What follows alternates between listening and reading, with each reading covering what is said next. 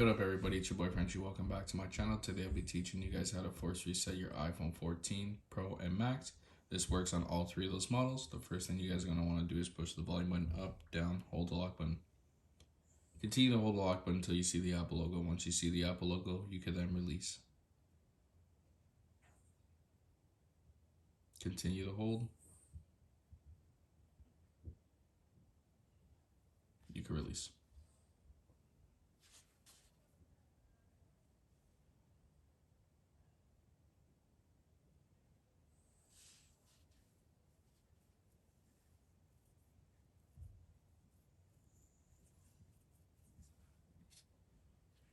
And there you guys go.